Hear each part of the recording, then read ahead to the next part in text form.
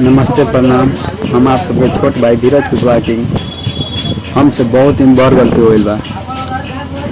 YouTube पर हम एक वीडियो कॉल या परसों अपना चैनल धीरज कुशवाहा किंग पर चलने रहे, जेमें कि यादव समाज के भाई मनीष ईरान के बहुत ही हम गाली दिले रहे। जौन वीडियो वायरल टाइप हो गए, लेकिन हमरा वो गलती कर ही के हक ना रहे।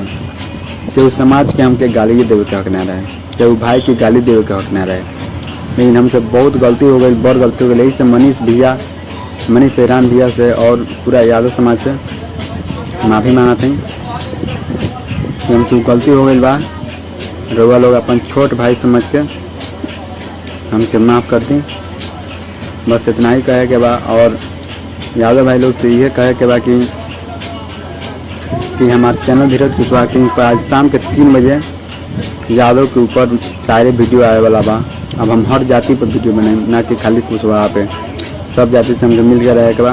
यही से रउआ लोग से अनुरोध बा, यादव भाई लोग से, मनीष ईरान भाई से, कि आप लोग हमके सपोर्ट करी जा। अपन भाई समझ के, छोट भाई समझ के हमके सपोर्ट करी जा और आगे बढ़ाई। इसमें रउआ लोग के बहुत बड़ योगदान हमको चाहिए।